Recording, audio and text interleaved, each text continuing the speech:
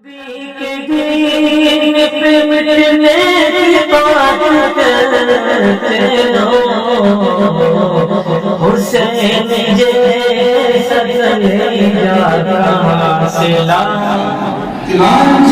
اسلام کی عطا کردہ اس خودمختاری کو آج ضرورت ہے کہ ہم مغربی میڈیا کے مقابلے میں اسلامی میڈیا کا سر ٹوٹنا ہوگا. ہم پہلے یہ فیص کریں کہ نیز آئی حقیقت کا انکشاف کرتا چلوں کہ مغربی میڈیا یہ دور جدید کی کوئی نو ایجاد شے نہیں ہے، بلکہ اس کا وجود زمانہ قدیم میں بھی ملتا ہے. عہد نبوی میں جب مذہبی میڈیا نے سر اٹھایا تو نبوی میڈیا نے جس حسن اسلوب کے ساتھ اس کا مقابلہ کیا ہے، آج ضرورت ہے کہ ہم بھی مغربی میڈیا کا قابل اس لیے کہ وہ دجالی میڈیا کا رخ اختیار کریں، اسلامی میڈیا کے ذریعے اس کا مقابلہ کرنا ہوگا. جی جناب، اسلامی میڈیا کا جو تصور جو آپ کے سامنے پیش کیا گیا، میں اس موقع پر مناسب سمجھتا ہوں کہ اس کا تشریف نظر تعارف کرانا.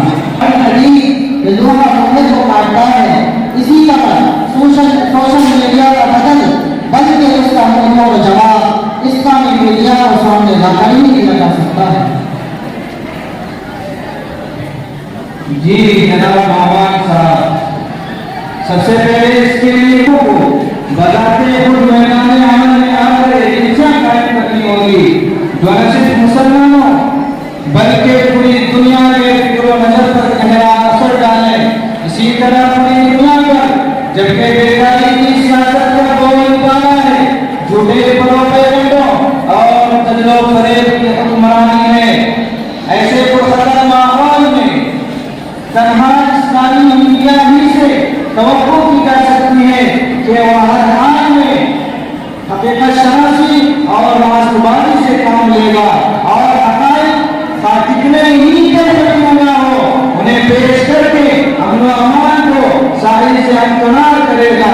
یہ نظر آتی ہے کہ اسلامی میڈیا معاشرے میں موجود تمام قسم کے برائیوں کو اپنے لحاظ میں نوٹ کرے گا، ان کا تجزیہ و تحلیل کرے گا اور ان کے ذہن میں کام کرنا اسباب محرکات کا پتہ لگائے گا تاکہ حقائق تک رسائی ہو سکے اور ماضی سے سبق حاصل کیا جا سکے.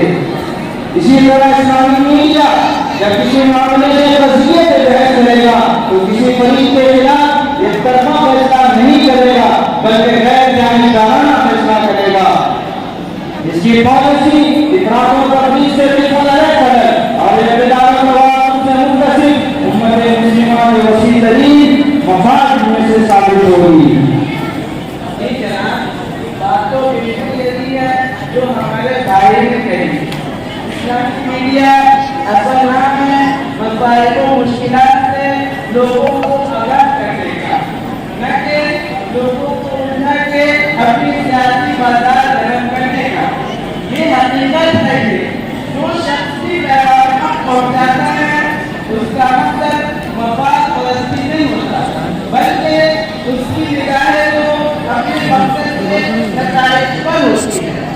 وہ تو یہ دیکھتا ہے کہ اس کی پیغام کو کس حد تک کامیابی ہوئی اور اس کے مطلوبہ نتائج حاصل ہونے یا نہیں، وہ تو نتائج بعض کا منتظر ہوتا ہے. یہی وجہ ہے کہ رسول اکرم صلی اللہ علیہ وسلم نے جب حضرت معاذ رضی اللہ تعالیٰ عنہ کو یمن والوں کے پاس بھیجا تو آپ نے چند ہدایات فرمائی اور ہر ہدایت کے بعد اس کے مقصد کی طرف توجہ دلائی. یہی اسلامی میڈیا کے یہی استعمال کو اختیار مانتے آپ صلی اللہ علیہ وسلم نے ارشاد فرمایا، اے معاذ جب تم نے یمن والوں کے پاس جانا تو سب سے پہلے انہیں ایمان کی دعوت دینا. جب وہ ایمان قبول کریں پھر انہیں نماز کی دعوت دینا. پھر جب وہ نماز کی بھی پابندی کرنے لگے پھر انہیں نماز زکات کا حکم دینا. اسلامی میڈیا بھی یہی طرز عمل کو اختیار کرے گا